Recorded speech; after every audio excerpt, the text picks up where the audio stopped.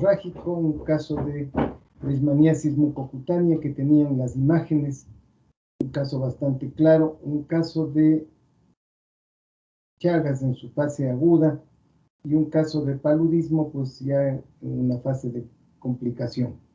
No estaban difíciles, espero que hayan respondido adecuadamente, conforme a lo que habíamos estado revisando, pues los aspectos de diagnóstico, los aspectos de laboratorio, de tratamiento y las medidas epidemiológicas. Los espero corregir en estos días de feriado para ver si la próxima semana pues ya tienen las notas. ¿Alguna inquietud con relación a esto, Janet?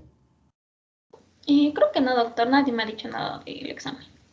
Bueno, entonces pues hoy quedamos en hacer una revisión de los casos clínicos que van ustedes a toparse a revisar cuando estén haciendo una atención en cualquier unidad de salud. Como son enfermedades icterohemorrágicas, pues evidentemente lo que van a preocupar a las personas y por eso van a consultar es esa manifestación de ictericia, de color amarillento de la piel. Y luego pues ustedes van a definir, de acuerdo con la historia clínica, la anamnesis, el examen físico, cuál sería pues un posible diagnóstico.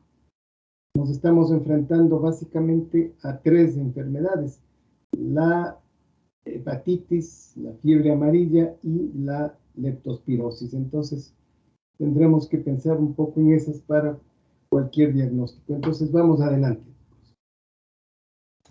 Ya. Kevin, ¿me vas proyectando, por favor?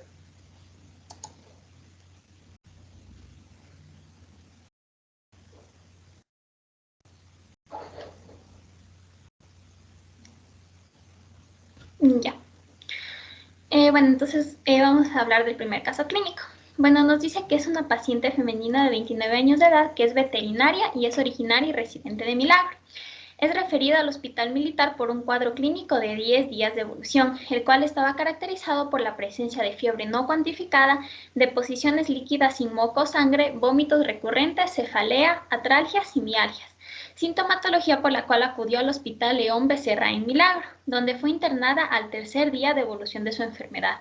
Aquí recibió medicamento en base a hidratación y paracetamol, porque se sospechaba de un caso de dengue, y todos los síntomas remitieron al tercer día de internación, entonces esto quiere decir que ya estaba en el 6º día de su enfermedad. Ya luego nos dice que al 10º día, es decir, 4 días después, la paciente empeora y presenta ictericia, hepatomegalia, oliguria y coluria. Motivo por el cual es trasladada al hospital militar. Al ingreso, la paciente estaba en regular estado general con signos de deshidratación moderada. Tenía un peso de 42 kilogramos, presión arterial de 110/70, frecuencia cardíaca de 90 latidos por minuto, frecuencia respiratoria de 18 respiraciones por minuto y una temperatura de 38 grados centígrados. Aquí la paciente también nos refiere que no utiliza con regularidad equipo de protección al trabajar y por lo general presenta rasguños en el dorso de su mano, es decir, pequeñas lesiones. Y además manifiesta haber sido vacunada en su lugar de trabajo contra la difteria, tétanos, fiebre amarilla y hepatitis B. En el examen físico llamó la atención la presencia de ictericia en las mucosas conjuntivales, el abdomen era moderadamente doloroso, no distendido y se palpaba una hepatomegalia. Y además presentaba petequias en extremidades superiores e inferiores. Pásale. Ya. A ver, veamos la estructuración de los argumentos. Ya, o sea, ¿ya me saltó la estructuración de argumentos? Sí. Ya, sí. pásala. Ahí. Eso. Ya, comenzaremos hablando sobre los clínicos biológicos. Entre ellos tenemos la edad, el sexo que es femenino, que presenta una fiebre de 38, diarrea, los vómitos, cefalea que se presentaban en un inicio en la sospecha de dengue, artralgias, la hepatomegalia que después se vio en la complicación, la coluria que se va a ir en relación con la hepatomegalia debido a la presencia de la bilirrubina, las petequias también características en la piel y también es importante recordar que ya tenía vacunas contra difteria, tétanos, hepatitis y fiebre amarilla. En cuanto a los sociales, tenemos la profesión de la paciente, que es veterinaria. En los ambientales, referente a que es oriunda y también reside en Milagro. Y en cuanto a institucionales, que acudió al hospital de Milagro, donde se administraron ya líquidos y paracetamol debido a que se sospechaba que era un caso de dengue. Siguiente, por A favor. ver, entonces, recordemos este caso. Tiene una evolución bastante larga. ¿Cuántos días está la paciente con estas manifestaciones clínicas? 10 días. O sea, Cuando hasta el... llega al hospital. Mande, doctor. A ver, entonces, perdón. Cuando llega al hospital, ¿cuántos días de enfermedad lleva? Cuando ya es en el hospital militar, 10 días. 10 días. Entonces, miren ustedes que es una evolución ya de algunos días y la paciente pues viene acá al hospital o en Guayaquil. ¿A qué hospital iría? El de Guayaquil. Ahorita en el hospital militar, pero Al estaba hospital León Becerra. en el León Becerra de Milagro, en el Guayas. Bueno, entonces vamos a ver pues cómo armamos este caso. Ella ha sido diagnosticada previamente de dengue y vamos a ver ustedes qué es lo que plantean en esta paciente.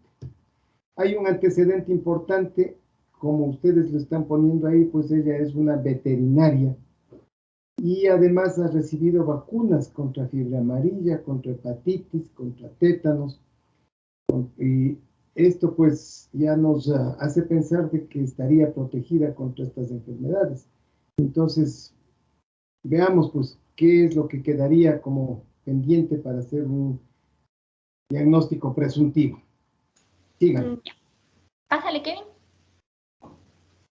Ya, bueno, entonces como ya dijo el doctor, debido a que ella es una paciente que sí se tiene en consideración como un grupo de riesgo y ella recibió las vacunas, por ejemplo, contra la fiebre amarilla y hepatitis que se podía sospechar, entonces no vamos a hacer un diagnóstico diferencial con esto. Bueno, entonces vamos a hacer la ponderación de argumentos junto con dengue, ya que fue el diagnóstico que se creía se tenía en Milagro. Bueno, en cuanto a los argumentos biológicos, tanto que sea mujer como su edad, no es nada significativo para ninguna de las dos enfermedades. La fiebre de 38 grados centígrados a la leptospirosis le ha dado un puntaje de 5, ya que considerando que está en el día 10, esta paciente más sospecharíamos por un síndrome de Weil y aquí ya la fiebre es muy variable, en realidad puede existir o no puede existir. En el caso de dengue le doy 10 puntos, ya que como sabemos la fiebre es una característica muy importante en el dengue. Ya, la atalgias, mialgias y cefalea le considero más como manifestaciones que se podrían presentar en un malestar general en cualquier tipo de infección, entonces le he dado 5 puntos a cada enfermedad. Los vómitos y la diarrea igual le he dado a los dos el mismo puntaje ya que se presenta en ambos. Aquí también recordando que nosotros, ya que pasó un largo tiempo, estaríamos aquí sospechando si es que es dengue que se agravó, ¿no? Que tal vez estamos hablando de un dengue hemorrágico porque pasó el tiempo.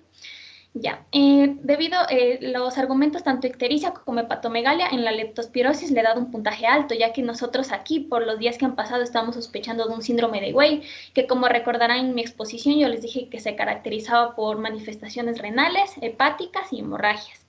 Ya, en el dengue, la ictericia no tiene nada que ver, ya que por lo general no afecta al hígado, no se presenta esta coloración en la piel, y hepatomegalia le he puesto 10 puntos, ya que en el dengue hemorrágico sí se suele presentar como complicación.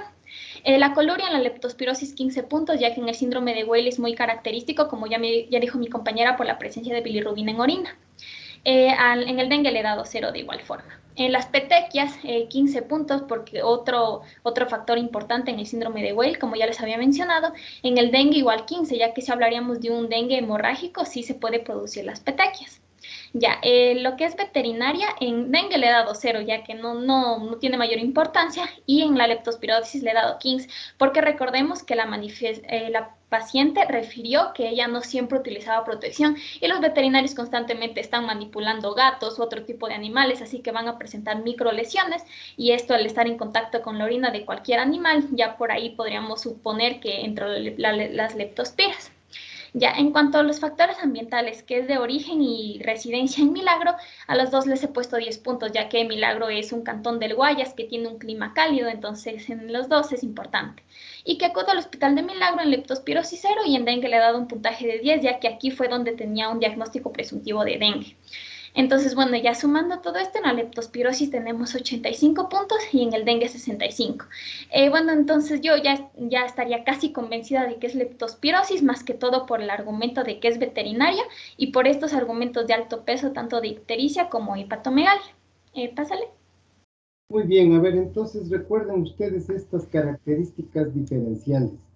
Realmente aquí pues los argumentos que nos ayudan a dar un peso mayor a la leptospirosis es justamente la ocupación de esta chica, es una médica veterinaria que a pesar de que manifieste estar vacunada, pues está expuesta a esta otra enfermedad. Milagro es una zona en donde se producen muchos casos de leptospirosis a consecuencia de procesos estos de lluvias, de inundaciones. Y también pues ese signo que en el dengue no hay, que es la ictericia. Por eso es que estamos estudiando enfermedades icterohemorrágicas, la conjunción de ictericia y hemorragia por un daño hepático que en el dengue pues no se manifiesta. Entonces, evidentemente pues tenemos aquí un cuadro con mayor puntaje para una leptospirosis. Ya incluso nos ha estado diciendo Janet que sospecharía que se encuentra en la fase de Weyl, la fase ya de complicación de esta afección. Siga adelante. Entonces, Ya. siga. Bueno, aquí en la escala de certeza diagnóstica, comparando al dengue hemorrágico en los 65 puntos, que igual, si es que no tuviéramos este diagnóstico de leptospirosis, podríamos hacer pruebas, pero ya que la leptospirosis está con una certeza del 85%, nos vamos por leptospirosis. Pásale. Ya, entonces ahora sí, ¿qué exámenes vamos a pedir? Debido a que, como ya mencioné, este paciente puede estar en la etapa de síndrome de Weil, recordemos que esta es una complicación, entonces es necesario saber en qué estado se encuentra el paciente. Entonces vamos a realizar una biometría hemática para Te ver. voy a alterar un poco la presentación. Si sospechas que es una leptospirosis, ¿qué debes hacer en este momento? Iniciar el tratamiento de inmediato. Iniciar el tratamiento. Lo Sí. primero es iniciar el tratamiento antes de hacer los exámenes. En la clase pues fueron muy reiterativos en esta decisión que hay que tomar. Antes que nada pues iniciar con el antibiótico que tengan a mano, que esté disponible para que logremos bajar pues esa cantidad de leptospiras que ya están invadiéndonos el riñón. Bien, Sí. entonces, luego, ¿qué exámenes le vas a solicitar? Ya, entonces, bueno, la biometría hemática, las plaquetas, porque recordarán de mi exposición que aquí es característica la trombocitopenia, tenemos que ver en qué grado está. Le vamos a hacer un examen elemental y microscópico de orina para ver si es que hay algún tipo de afección renal. Vamos a ver en la química sanguínea la creatinina, la urea, igual para ver si es que en qué estado está el riñón, la bilirrubina total para ver también el estado del hígado y vamos a analizar las enzimas hepáticas de igual forma para ver el estado del hígado. Ya. A ver, Janet, Con estos exámenes, ¿qué es lo que pretendes? Ya, es que dependiendo de en qué estado esté el riñón, por ejemplo, si es que tenemos una hemoglobina demasiado disminuida o plaquetas muy Espera, solo contéstame esto. ¿Qué es lo que tratas de demostrar con estos exámenes? ¿En qué estado está el paciente? ¿En qué estado está el paciente? A ver, no se olviden de esto que les estoy diciendo con fines de que organicen sus ideas. Entonces, en este caso, pues hemos ido por conocer cuál es el estado general del paciente, en qué condición de gravedad se encuentra. Y la otra característica que vamos a buscar es la confirmación de nuestra sospecha por la observación, la demostración del agente patógeno. Entonces, en ese sentido, el diagnóstico etiológico, ¿en qué se va a basar? ¿Qué exámenes solicitas? Se va a basar, como yo les había dicho, en el gold estándar, que es la microaglutinación para la leptospirosis. También vamos a evaluar la titulación de anticuerpos para leptospirosis y un PCR que va a ser realizado en orina, porque si recordarán yo les dije que la leptospira en sangre solo era hasta los 7 días. Como ya estamos en el 10º día, vamos a hacer el PCR en orina para confirmar la leptospirosis.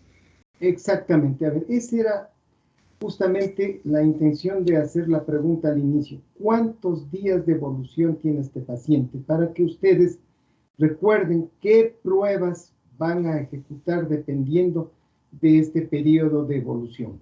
Entonces, como ya hemos visto, pues fuera de sangre en los primeros días, pues la orina es en donde vamos a hacer estas determinaciones para reconocer si es que están o no las leptospiras. Allí, pues el PCR es el examen más adecuado, pero también los exámenes que nos hacen ver la presencia de anticuerpos a través de la titulación o la MAT para confirmar el diagnóstico. Como ven ustedes, no estamos pidiendo ningún examen de cultivo ni nada porque esos demoran demasiado.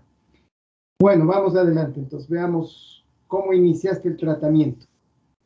¿Qué le dan? Pásale. Bueno, antes de ver el tratamiento, como mencionó el doctor, o sea, ya ingresa la paciente al hospital y antes de pedir los exámenes, nosotros, como sospechábamos de un síndrome de Weil y no hay que esperar, le damos el tratamiento que es penicilina G 1.5 millones de unidades intravenosa cada 6 horas. Este tratamiento se lo da por 7 días, pero ya que estamos en el hospital ya hay que ver de qué manera evoluciona la paciente, le ponemos por 24 horas para ver cómo responde. También como estaba un poco febril, tenía 38 grados centígrados, le damos paracetamol, 1 gramo intravenoso cada 8 horas, igual vamos a ver cómo evoluciona, y estaba levemente deshidratado, así que le vamos a administrar solución salina al 0.9%. Bueno, aquí están las solicitudes de exámenes que ya les hablé. Muy bien, muy bien.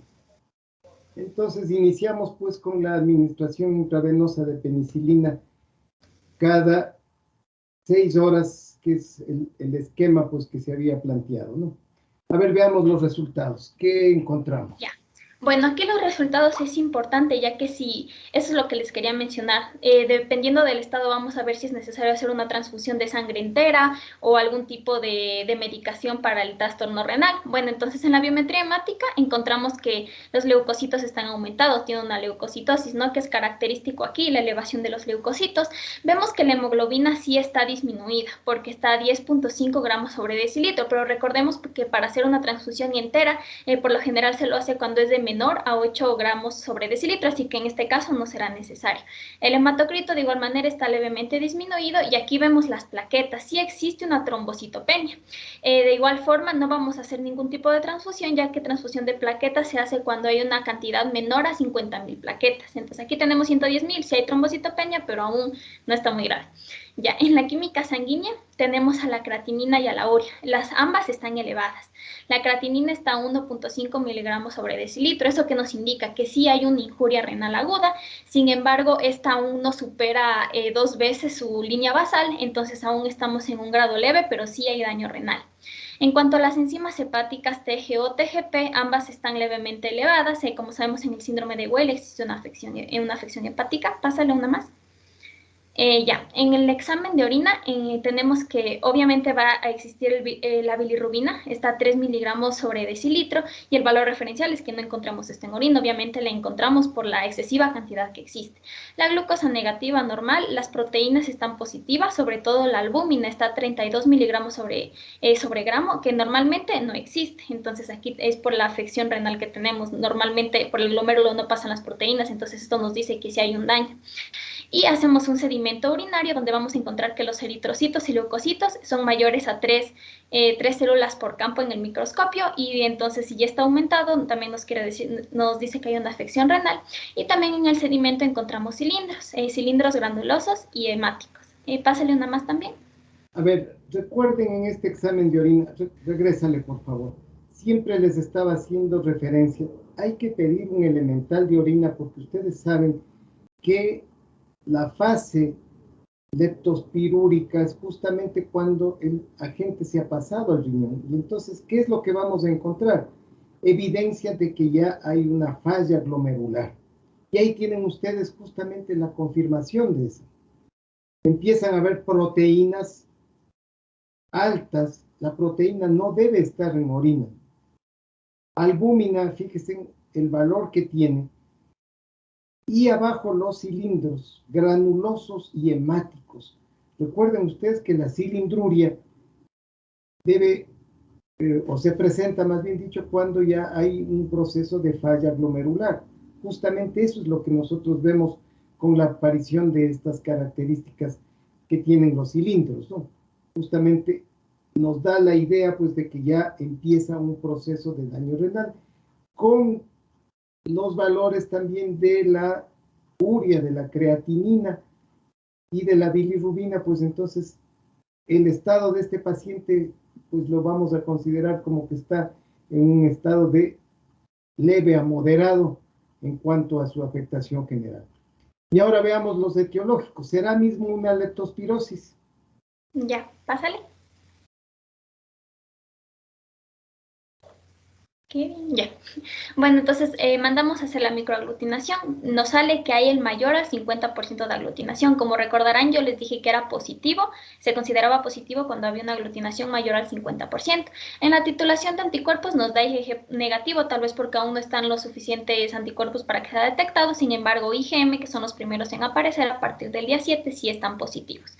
Y el PCR que se realizó en orina para leptospirosis nos da positivo para Leptospira interrogans, la cual es patógena para el ser humano. Pásale.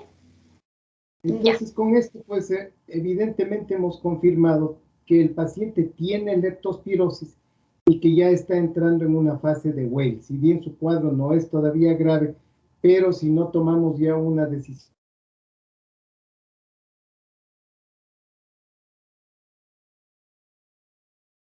Doctor, yo no le escucho, no sé si soy la única. Hola. O sí me escucho. Ay, sí lo escucho. Perdón, es que mi compu es media. Ya. Bueno, entonces aquí nos dice que el paciente se encuentra estable y que la temperatura corporal ya es normal. Entonces, debido a todos los resultados en los exámenes que obtuvimos, ya sabemos que el paciente sí está grave, pero no necesita una transfusión de sangre entera, tampoco necesita ningún tipo de hemodiálisis porque la creatinina no superaba el 2 del nivel basal. Entonces, lo que vamos a hacer es continuar con el tratamiento de penicilina G, 1.5 millones de unidades cada 6 horas. Igual ponemos 24 horas, aunque sea por 7 días, para ver cómo evoluciona el paciente. Y algo que es importante es evaluar continuamente la función hepática y renal, porque esto es lo que afecta a este síndrome de Weil. Entonces, evaluándola constantemente y con este tratamiento, esperamos que el paciente en 7 días evolucione de manera correcta. A ver, ¿cómo voy a evaluar la función renal? Pues, de igual forma, si es que volviendo a hacer los exámenes que ya pedimos ¿y anteriormente. qué otro mecanismo que le pueden hacer las enfermeras? Observando la diuresis. Exactamente. Entonces, si quiere, puede aclarar, pues, control de diuresis. Ya. Y claro, ¿cuál es la manifestación que nosotros reconocemos que el paciente si se complica, se vuelve oligúrico y luego anúrico? Entonces, las enfermeras sabrán que tienen que hacer, pues, una medición de la cantidad de orina que está el paciente eliminando y según eso, pues, cuando usted revise en la hoja de signos vitales, pues va a ver cómo está la diuresis. Si es que se mantiene, entonces no hay un problema severo. Lo mismo, pues, la temperatura, que son los indicadores de la evolución del paciente.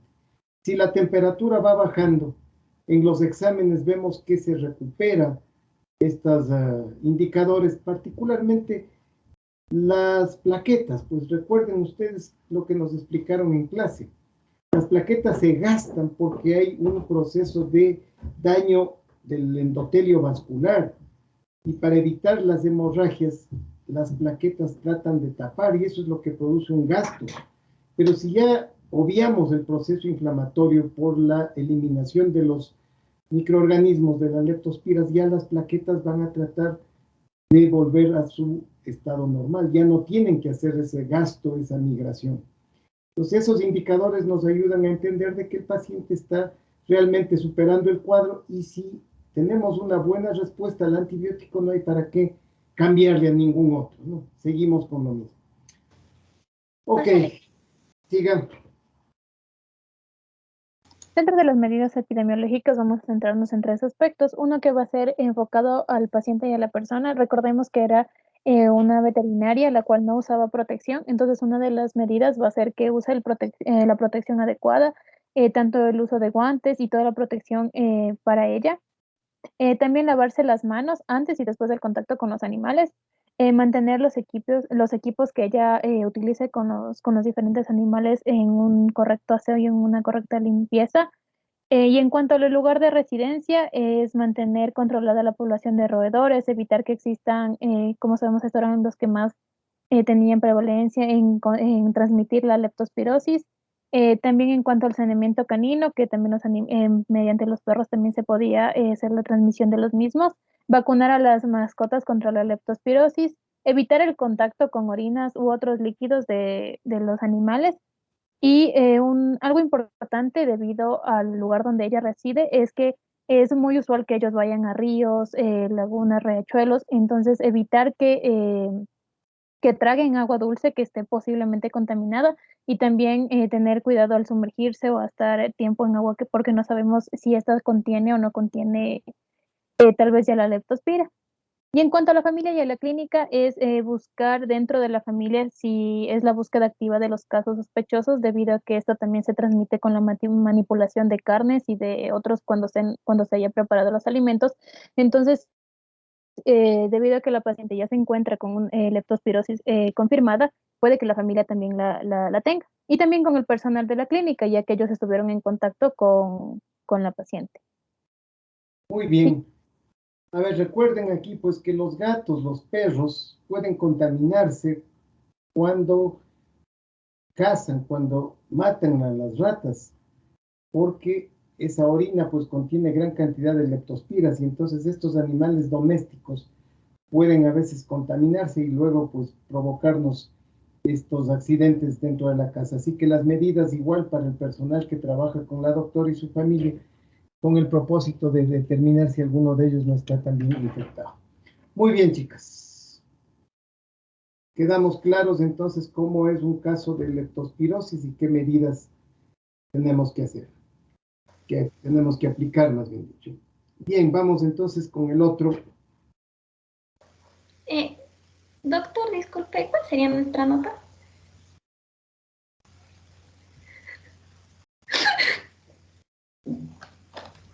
A ver, pasen el otro pronto, pronto. Ya, doctor.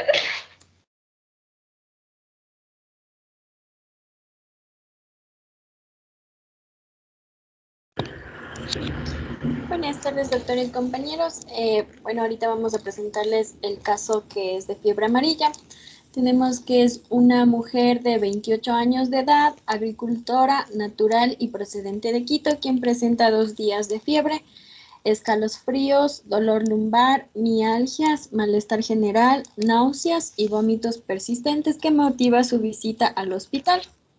Tuvo como antecedente epidemiológico haber realizado un viaje con su pareja a la zona de Shushufindi, Sucumbíos, durante 3 días por motivo de recreación y visita familiar.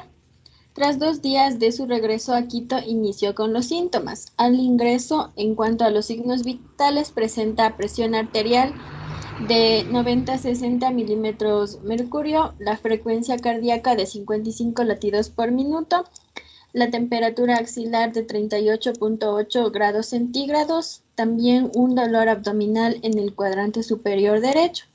Además, la paciente no refiere hematemesis, uremia, menorragia o algún tipo de sangrado reciente.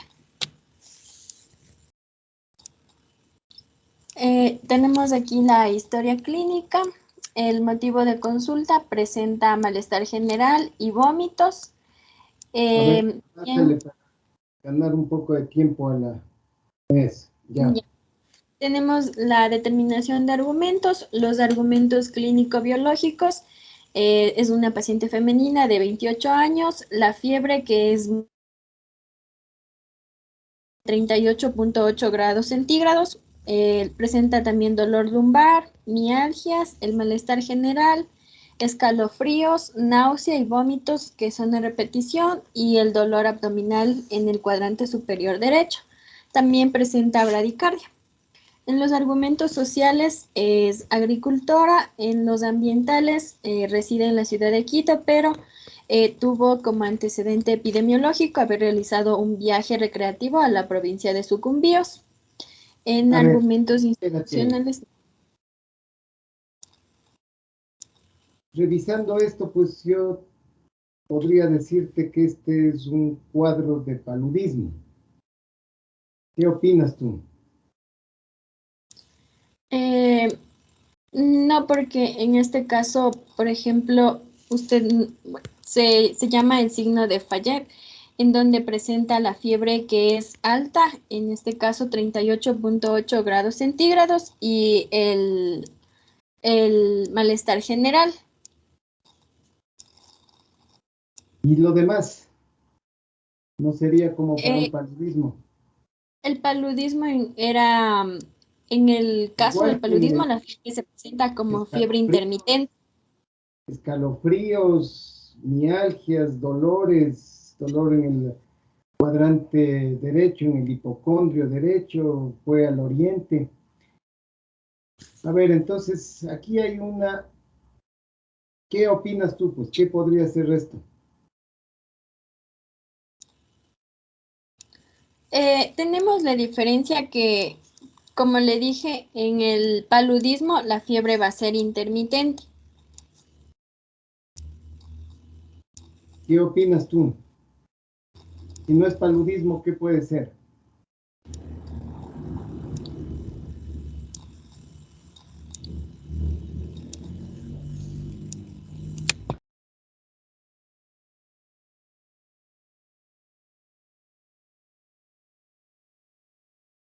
A ver, siga, ¿qué pasó? Ya, perdón, Doc. No, es que le quería contestar, pero mi micrófono estaba apagado. A ver, Doc, ¿y por qué no le dejas a tu compañera que conteste? Pues, a ver, ¿qué ya, bueno. opina él? Porque cuando tú le recibes el caso, tú le vas a hacer pues las diferentes opciones diagnósticas, ¿verdad? Entonces, a Sí, ver, doc. ¿qué es lo que están pensando ustedes? ¿De qué se trata este caso? También podría estar enfocado una al paludismo, sino también al dengue. Paludismo, dengue, ¿qué más pues? Si está en sucumbíos,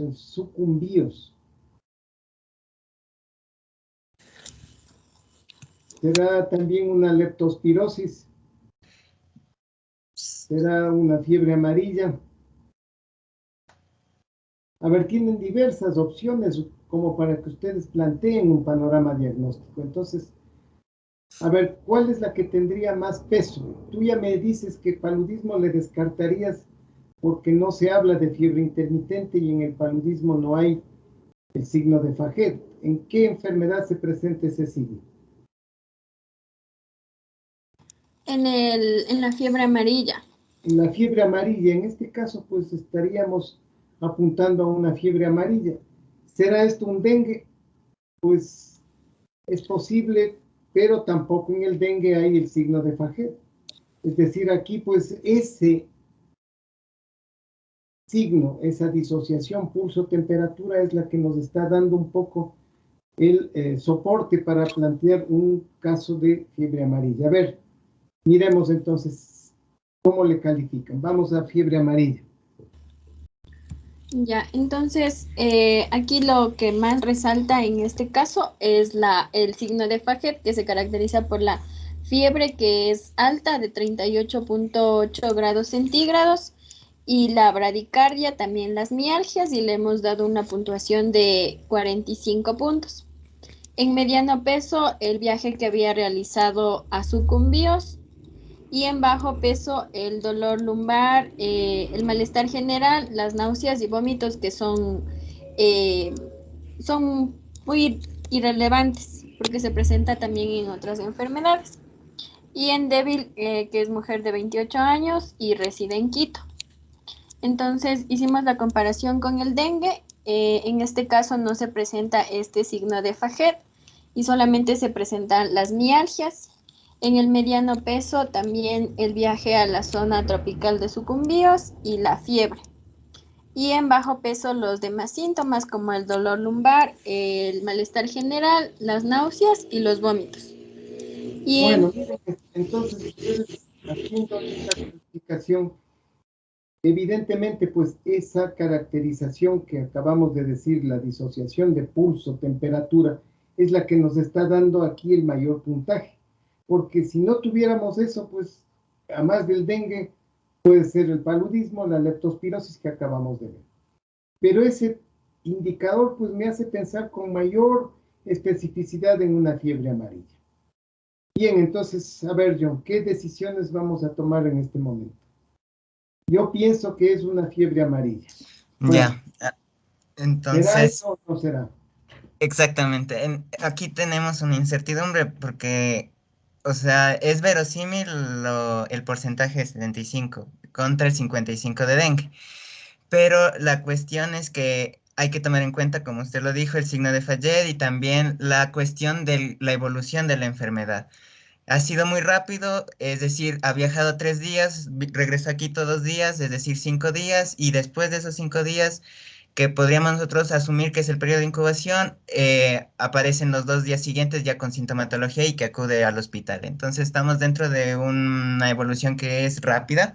A su vez también tiene este signo de Fayet y pues por esto, por ese mismo hecho yo estaría volteándome por fiebre amarilla y en este caso la paciente, así sea que esté en esta fase febril, deberíamos en primer lugar internarla y de ahí sí pedir obviamente los exámenes para comprobar si es fiebre amarilla Ok, y muy luego bien. obviamente hacer un estudio de la condición ¿Qué actual de la exámenes paciente. pediría en este momento?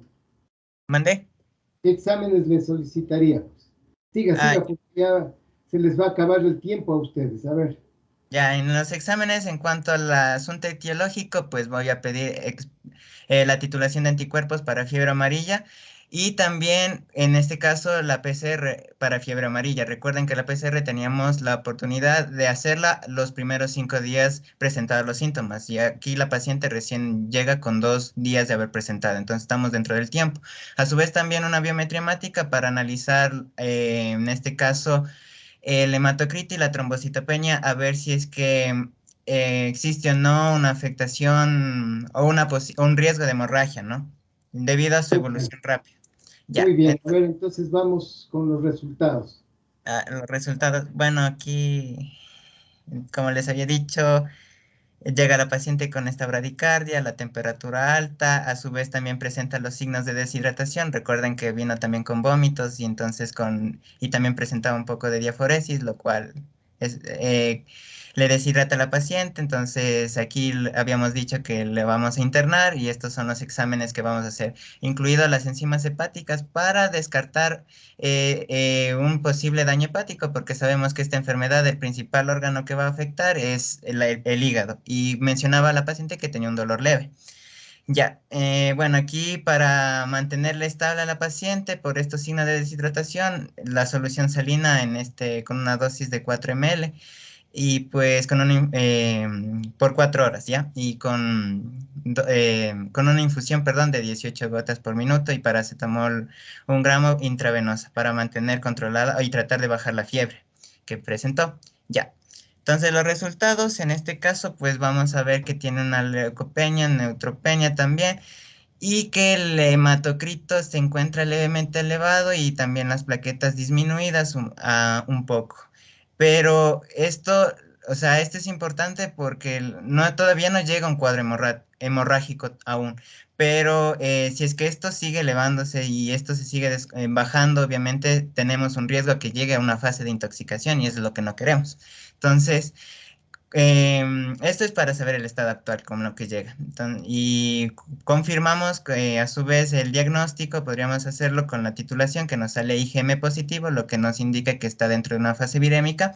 Y por último, el PCR que ya nos subiría la certeza un 100%, mencionándonos un resultado positivo para fiebre amarilla. Ya, Muy bien. Entonces, ¿con eso qué hacemos, pues? ya, con eso. En este caso ya confirma el diagnóstico, se le sigue al siguiente día, como vemos, llegó el día 27, en el día 28 ya ha pasado 24 horas, después de haberle dado el tratamiento al momento que ingresó, que era el paracetamol, la solución salina, todo eso, vemos que sus signos vitales están mejorando, pero no están del todo disminuida la fiebre, entonces se le va a seguir administrando lo que sería paracetamol para que le siga bajando. A su vez también se le sigue administrando lo que sería la solución salina, con el fin de que, obviamente bajando la dosis de mantenimiento a la mitad y también las horas, la infusión y las horas por las cuales se le va a administrar. A su vez, los signos vitales se mantienen cada 4 horas para ver si es que no llega a una fase de intoxicación, y la biometría hemática es lo que pediría para evaluar lo que sería el hematocrito, o a su vez el número de plaquetas para evitar que llegue a un cuadro hemorrágico o verificar. Y pues también dentro de del protocolo, en este caso de tipo de enfermedades infecciosas vectoriales, No te metas en esto todavía. A ver, a lo que trataba es de decirles, vamos a tenerle a la paciente ya con diagnóstico de fiebre amarilla, pero estamos de acuerdo con que es la fase inicial, la fase de infección, no es la fase de intoxicación. Entonces aquí lo que vamos a tratar es de que no haya esa hemoconcentración que empieza a darse con ese hematocrito ligeramente aumentado. Para ello estamos administrando líquidos, para que el hematocrito baje a su nivel normal, manteniendo reposo y manteniendo también pues estas medidas de aislamiento que ya nos van a comentar. Lo único que vamos a hacer aquí es disminuir la fiebre, darle un antipirético, analgésico y la hidratación. Nada más. Pero sí, pues ya viene luego el manejo epidemiológico. A ver, rápidamente, que tienen 5 minutos porque ustedes tienen clase a las 4. ¿Qué van a hacer? Ya, sí se me escucha, ¿verdad? Es que Sí, como que se me fue nomás. la... Ya. Bueno, aquí estaba la receta y lo que le estaba diciendo el reporte epidemiológico, que vendría a ser la notificación de estos casos, que es mediante un CIVI alerta, y pues para que se pueda en sí aplicar esto a la vigilancia epidemiológica dentro de la comunidad en donde se haya contaminado, en este caso Shushufindi, provincia de Sucumbíos. Y pues esto para hacer un cerco epidemiológico en dicha área y obviamente hacer una búsqueda activa de casos mediante la titulación de anticuerpos. Y este sería lo que sería la notificación y el cierre de caso, confirmando el diagnóstico de esta paciente. Ya, en cuanto a las recomendaciones epidemiológicas, pues en este caso la paciente se le dio el alta, obviamente encontrando un hematocrito estable, la trombocitopenia ya no la había, y pues obviamente se le administró únicamente paracetamol en 3 días y un control. Y que lo más importante en este caso a nivel epidemiológico sería que no viajara a zonas tropicales durante 2 semanas hasta que se estabilice su recuperación. Y pues también se le recomienda a la paciente que vigile los signos y síntomas de alerta. Sí, por ejemplo, si es que presenta una coloración amarillenta, es decir, la ictericia o alguna hemorragia, ¿no? Y a su vez también se menciona que como viajó con su esposo, debe hacer la búsqueda activa, en este caso al marido, para que descartar cualquier infección por fiebre amarilla. A su vez, también no solo al esposo, sino a los pacientes, como les dije, perdón, a los familiares que estaban residiendo en Shushufindi Sucumbíos, para que evitar cualquier, digamos, transmisión y obviamente notificar estos casos. Bueno, con los familiares también lo que se debería hacer es cualquier control con respecto a los vectores, es decir, en este caso físicas, tratar de usar prendas para que no estén expuestas a algunas áreas para la picadura. También usar toldos a la hora de dormir. También la limpieza es importante, tanto fuera como dentro, para evitar los reservorios de estos vectores y así cortar el ciclo de la transmisión. Y por último, también usar repelentes. Pero lo más importante también es que en los casos que no estén infectados y que se encuentren sanos, pues una de las medidas más importantes sería la vacunación. ¿Se recuerdan? La vacunación, que lo que va a dar es una inmunidad activa durante 10 años, ¿sí? Y en cuanto a los ambientales, en el caso de la paciente, pues no va a haber ningún método o ninguna recomendación en este caso, por el hecho de que ella reside aquí en Quito. Y aquí en Quito los vectores, la enfermedad no es que es característica, sino de la zona, en este caso, de Sucumbíos, unas zonas tropicales. Eso sería. Bien, a ver, Vanessa, antes de que se vaya, ¿usted le diría a la paciente que está ya curada de esta enfermedad, en este momento? No, porque todavía la paciente está presentando los síntomas. Entonces, para eso le dimos el tratamiento, que era controlar la temperatura y el malestar general. por qué no está curada? Porque todavía presenta, bueno, para eso también se le dio 2 semanas que no viaje a zonas tropicales porque dentro de su cuerpo todavía está el virus. ¿Y cuál sería el riesgo en este paciente? El riesgo sería que sea picada por otros mosquitos No. y Clínicamente, ¿cuál es el riesgo que tiene esta paciente? Se fue a su casa, pero ¿qué puede pasar? clínicamente puede evolucionar la enfermedad y complicarse, presentando, para eso podríamos basarnos en la verificación de la ictericia. Eso es lo que le pregunto, pues ¿a qué puede evolucionar esta paciente? Yo le puedo asegurar que usted ya no va a presentar un cuadro de complicación, de intoxicación. No. No le puede asegurar. Entonces, nosotros tenemos que esperar, pues, de que ese virus no se replique aceleradamente y luego, pues, vaya a destruirnos el parénquima hepático y nos genere la fase de intoxicación. ¿Cuál es la ventaja de esta paciente aquí? Su residencia aquí en Quito Sabe lo que vive en Quito, también. ¿Y eso en qué le favorece? de que no está muy expuesta a este tipo Ya de está enfermedad. infectada.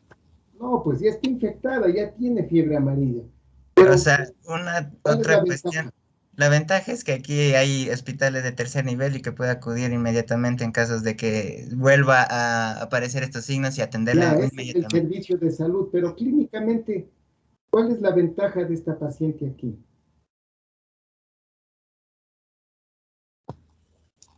El virus no se replica, no se desarrolla con mucha velocidad por la altura.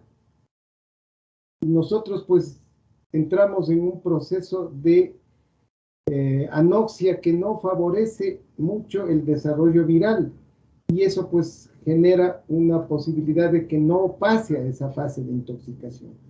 Las pacientes que viven a nivel del mar o en las áreas en donde fue picada, pues por la temperatura, la humedad, el virus puede replicarse con mucho más rapidez, facilidad.